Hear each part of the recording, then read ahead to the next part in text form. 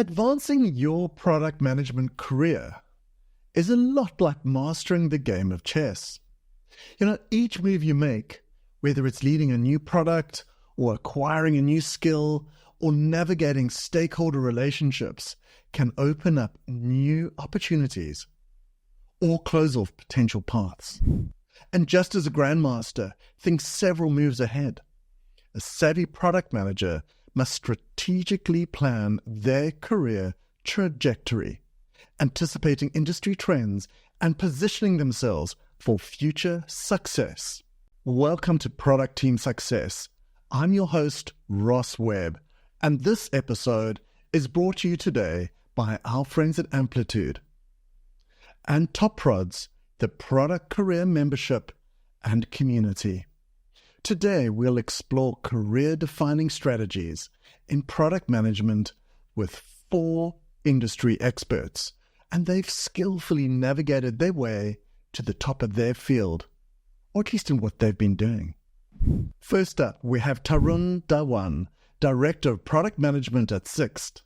He'll share the career moves that transformed him from a product tester to a strategic leader.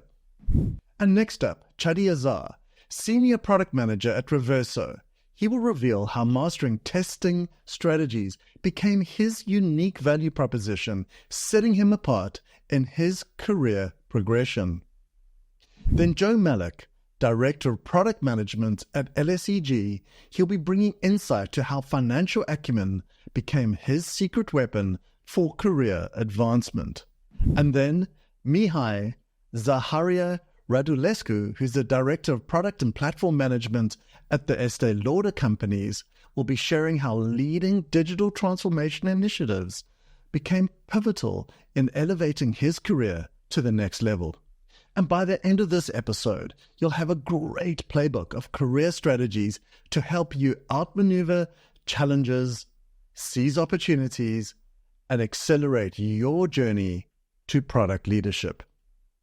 Coming up in this episode, in our career strategy session today, career-defining moves that can catapult your product leadership journey, how mastering testing strategies can become your unique selling point, and leveraging financial acumen to stand out in the product management field, digital transformation expertise, your ticket to senior leadership roles, and stakeholder management skills that can make or break your career advancement, and team leadership strategies that mark you as a future executive. So stay with us, because these insights aren't just about doing your current job better. They're about strategically positioning yourself for that next big career leap. Whether you're aiming for a senior product role or eyeing that director position, or even setting yourself and your sights on becoming a CPO, these are the chess moves that could really checkmate your way to the top. In my career, leading product teams across various industries, I've learned that effective execution is the key to turning innovative ideas into successful products. I've seen firsthand how well-executed strategy can transform a startup concept or any other concept into a multi-million-dollar platform. So Tarun, I'm curious about your journey in product development. Can you describe your path to becoming a product manager, and share some key execution strategies you've developed along the way to becoming a product leader? When I was starting my career in tech, I was just testing the products. So that was the way I started in my product journey. I was excited by the fact that even on mobile phones, you can do businesses, you can connect with a lot of people, you can do a multitude of things which people were not thinking when I was starting my career. I'm talking about 2010s and before. Then I was just amazed by this product, which was with a name called WhatsApp. Now everyone knows it, but at that time it was not. I happened to be their early feedback givers, which also gave me an opportunity to work with them. I don't speak with many of the folks. I was there, a Series 40 Nokia device product person, and it was a short-lived product, but I was doing as a consultant to them, because I found some issues which were actually business impacting or revenue impacting issues which they were not thinking. So if you think about, everyone tends to focus on the cash cows in any business, but they tend to not look at the leaky buckets, which can also impact you a lot more. And that was true. And that exactly happened with me, wherein I explained them that I'm talking about the era in which WhatsApp was a paid model, and the bug, or at least the feedback which I gave to them, if you install it on a very low tier device, you can actually use it for free. And it also holds true for all the other cash cow tiers also of like Android and iOS. And they understood that even their small team or whatever sizable set of users they had at that time, they were not able to find that answer. But what it helped me in a nutshell was that when you look for a business, or when you look about any product which you are at the end of the day creating, so product creation is not an expensive, it's an expensive hobby, but at the end of the day, it needs to create revenue. And while it creates revenues, you need to also look at what are the opportunities it can give you to save costs. And that's what resonated with me, wherein I felt like it's exciting. But the step one is you need to find in your organization what are the possible problems which no one is looking at. And you need to be really passionate enough to ensure that you speak in a structured manner with a lot of people to understand whether your problem holds true or it's just a strong hypothesis which you just have. So this helped me to grow into my career ladder, and I happened to move, and that's exactly the strategy which I used in my first company I was working for, from just a tester to a product creator. I did both the works for this company, and after a year they realized that I have more potential to do the product management, and that's how I moved. Once I moved over here, I realized that people will always come up with fancy ideas. It's not about the ideas. Everyone have ideas. It's all about it's. Then the next outcome was whether it's about execution.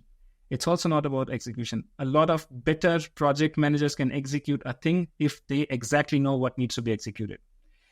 So in a Venn diagram, a product manager is sitting in the center, wherein he has to understand, execute, and that's what I started doing. So in the initial years of my life, I was just an execution machine, wherein I was executing whatever was given to me by understanding and explaining to the people who have to execute and ensuring that this is delivered. Now, once this started happening, I knew that I'm becoming a professional or a pro in this. I wanted to understand a bit more. So my next strategy was, how can I start reading the companies because I happen to work in N6, right? So how can I start reading their press releases, or what exactly they're communicating to the end users, which if you think about a big organization, let's say you also talked about Amazon or me working for Sixt, you are so concised to work in your departments that at times you don't understand how the global picture is looking about your company.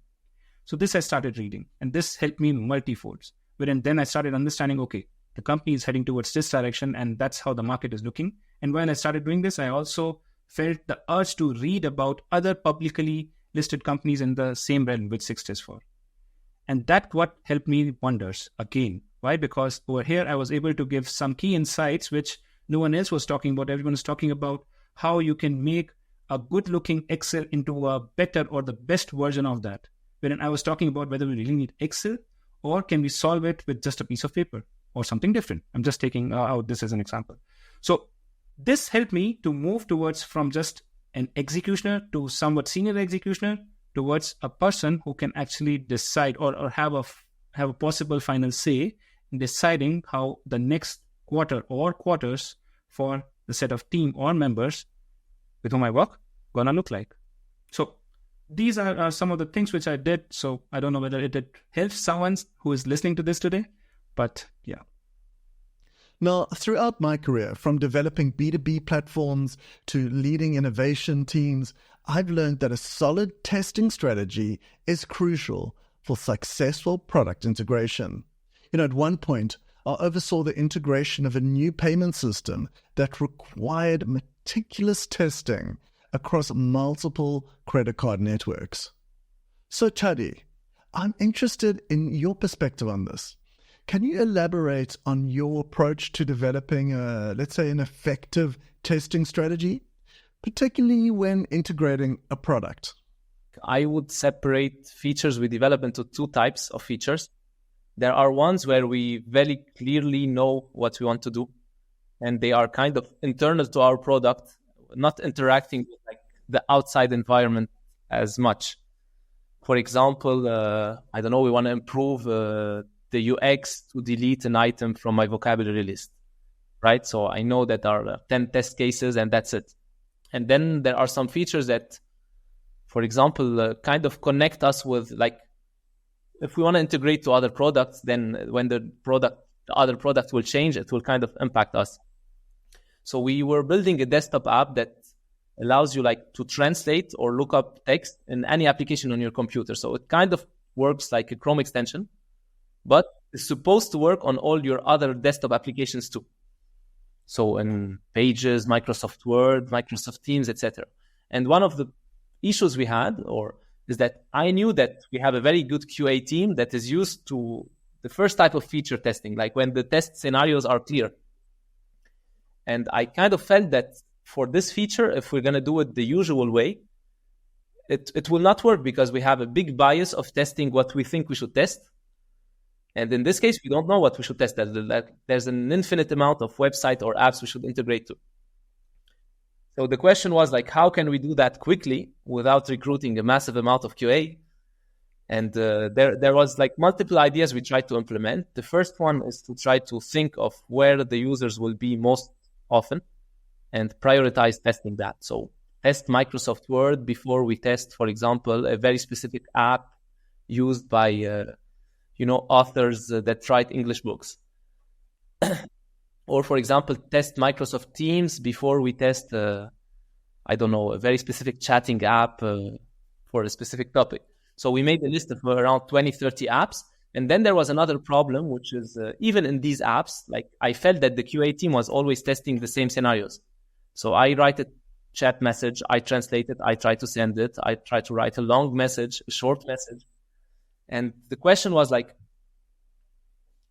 there was an intuition that this was going to go really badly when millions of people are going to use it.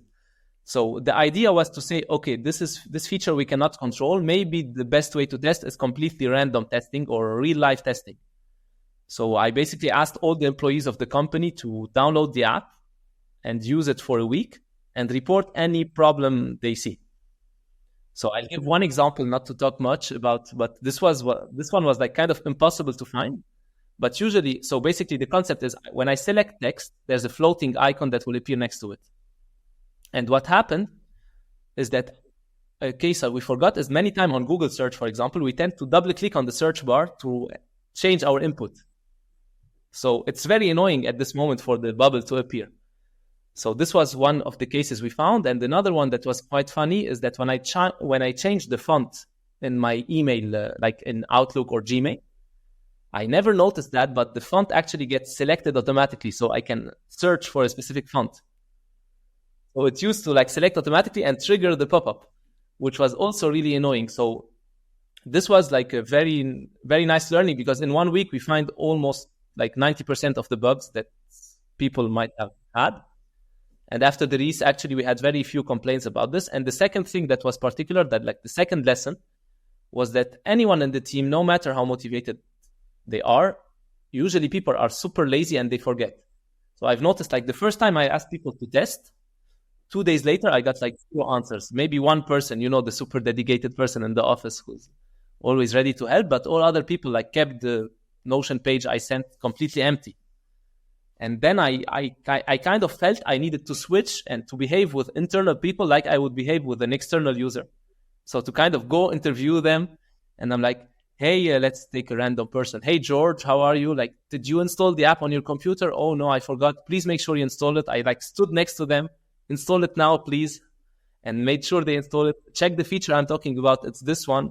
I'm sure you've read my email, but please let's check it again together. And then like 2 hours later, come back and like, did the app annoy you at any time? Yeah, at some point this happened. So why didn't you tell me? Oh, I completely forgot. And there's like this kind of rule where we should remind people at least 3 times and kind of interview them for real, like keep asking questions. And the biggest part of the feedback I got is actually by going, like standing up in the office, going to the person itself and him or herself and actually talking and asking questions, I got more feedback like this, although everyone in the beginning said, yes, sure, we're going to do it. So this was like a real, let's say, lesson for me at this moment. Now, in my previous roles as product leader, I've often found that understanding the financial implications of product decisions is crucial, whether it's creating a business case for a new feature or presenting to the board. Financial acumen has been key to driving product success and stakeholder buy-in. Now, Joe, I'm interested in your perspective on this. How has your finance background influenced your approach to product, just to say product management in general? And why do you think it's crucial for product managers to understand financial nuances when developing strategies and working with stakeholders?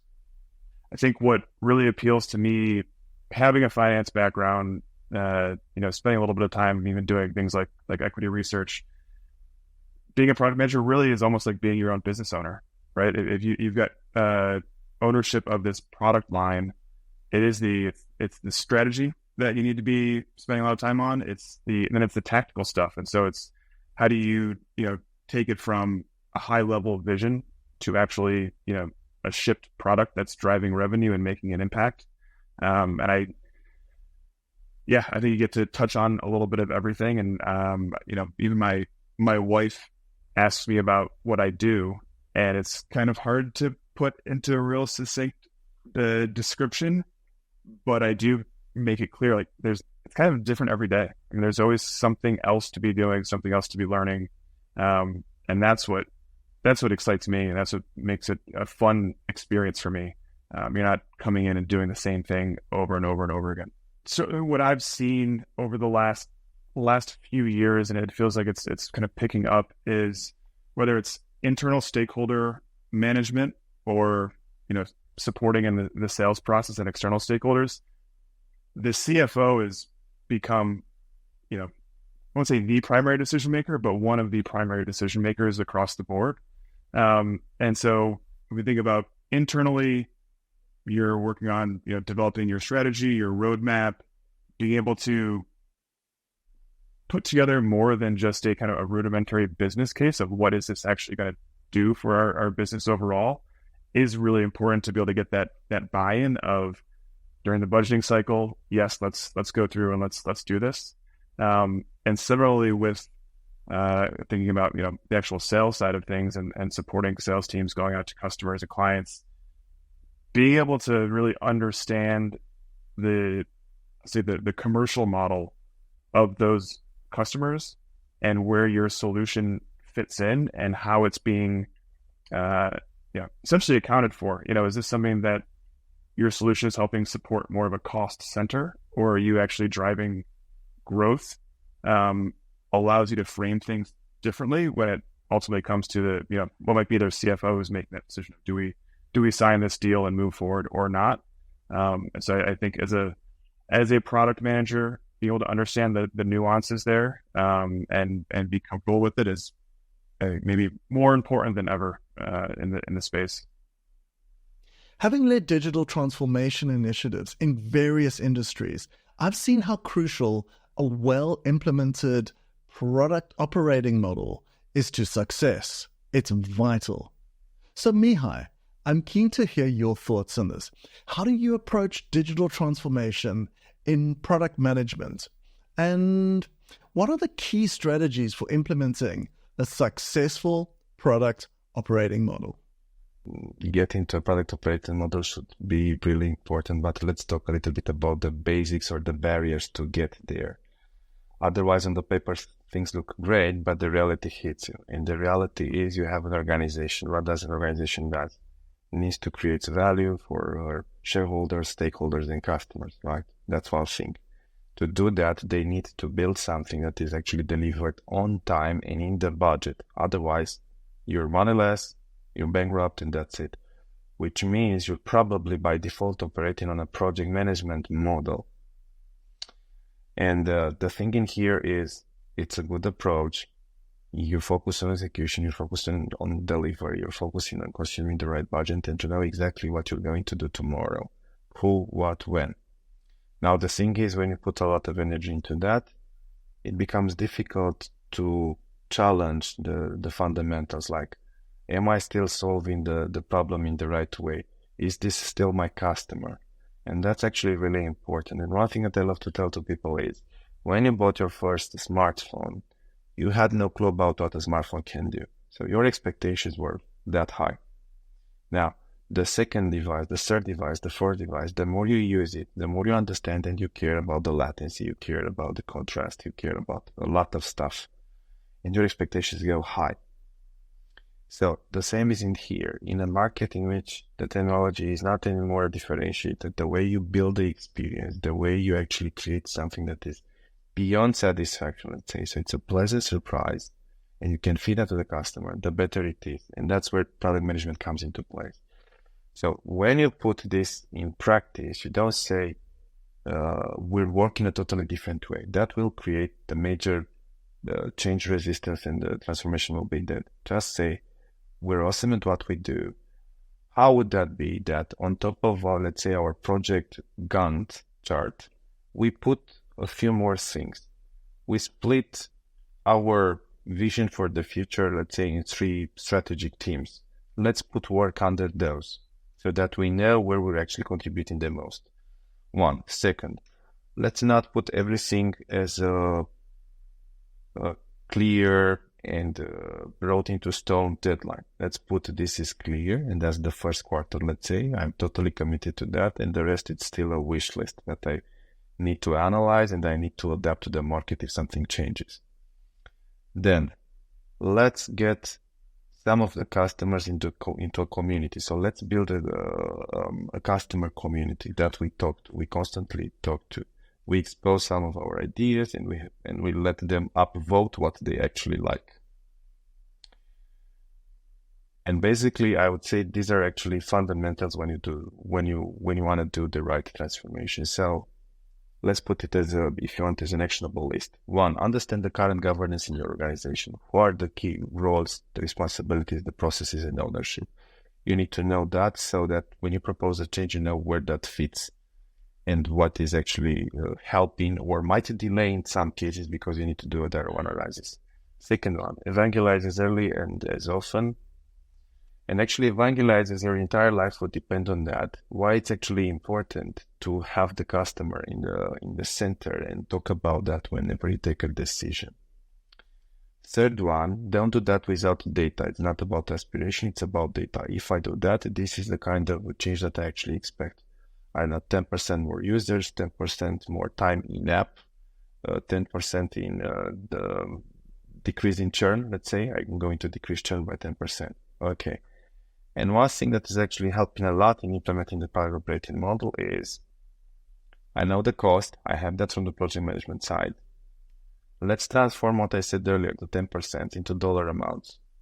So with the $100 invested, this is the outcome in dollar amounts that I'm going to have tomorrow, 1,000. But it's not just that, it's going to be multiplied in 6 months. That will transform into 10,000 in 1 month. In 1 year, maybe it will transform in $100,000. So I need to have that on the table. So I have the understanding of the process. Once again, that's important at the current governance. I put a vision and something aspirational on the table. I put numbers that are second in my proposals, in process improvement, in roles adoption, in all that. And I convert that to dollar amounts. In the end, decision should be consider looking at those numbers. You can't put more work into that team without adding new roles. And that's actually critical and important in change. So you can't take somebody that is already doing development to also do user research now. That's a dedicated role. You can't take a project manager that is already looking for every, let's say, bit of time to optimize the deadline to do the roadmap. No. So you need to put those people on the table and ask for an additional budget or for a stretch budget to get those people in the team. In the beginning, I would say the right way to make it happen is not to say I need somebody as a full-time in doing the role, at least until the organization feels the real benefit, but at least there's a shared resource between 2 or 3 initiatives.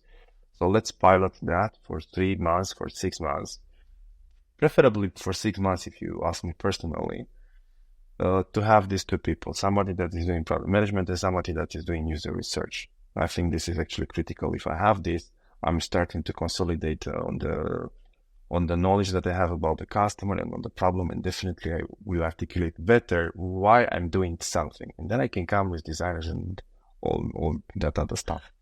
This is fundamental in the adoption.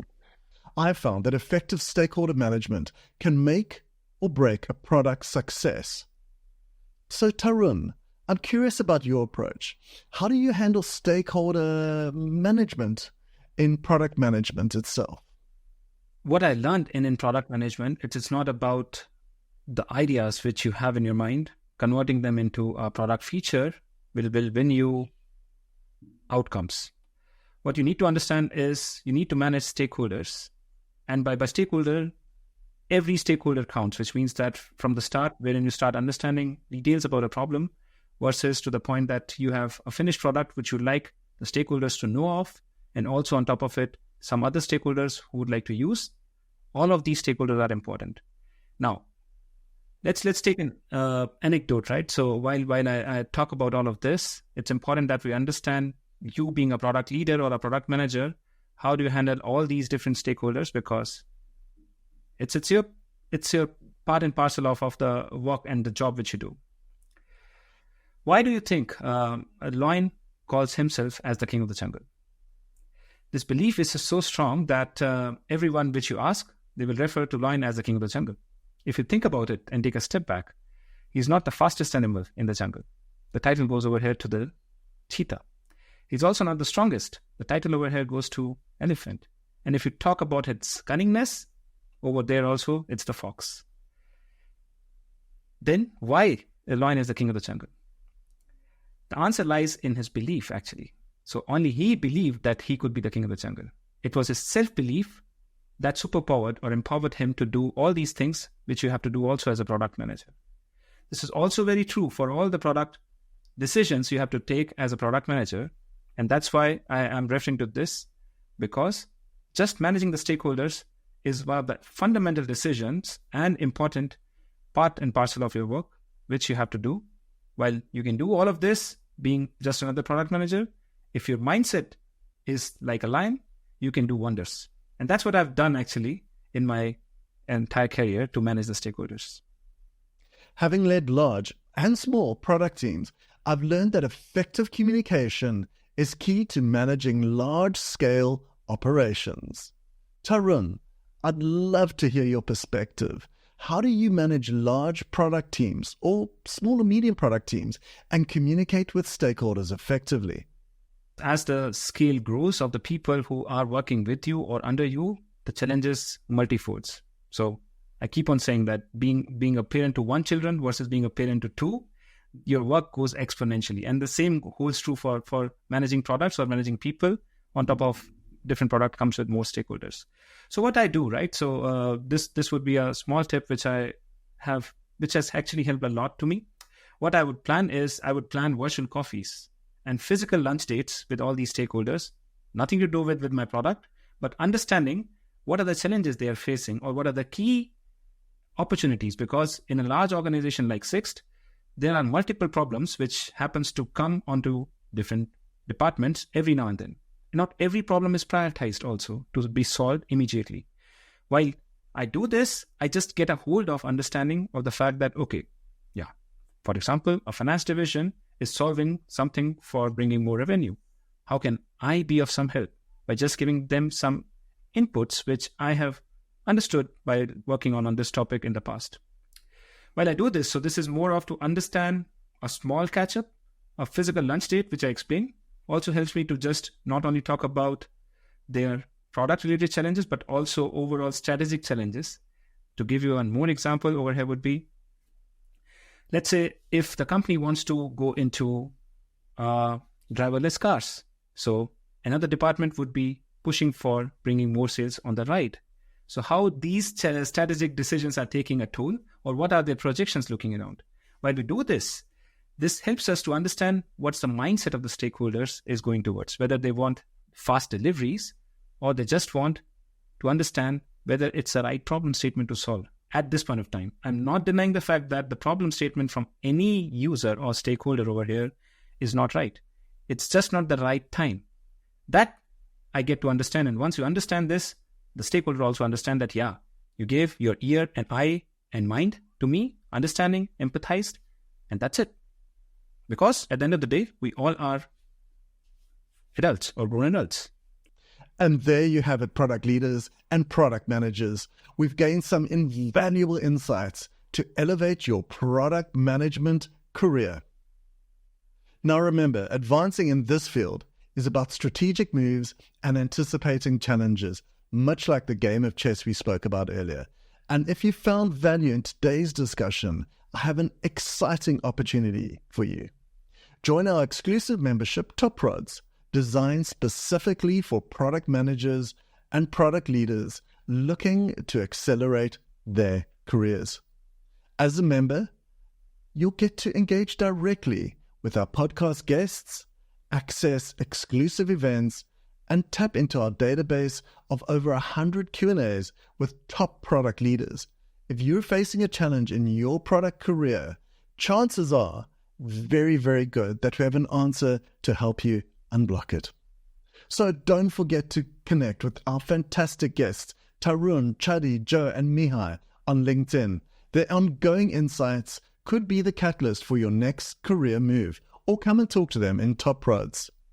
And if you're hungry for more, tune into our interview with Gary Neal on navigating conflicts and empowering teams, and he also spoke about driving strategy as a product leader. It's a perfect complement to today's strategies. He's really, really great. So this episode was brought to you in partnership with our friends at Amplitude. And until next time, keep refining your product leadership skills. This is Ross Webb. Bye for now.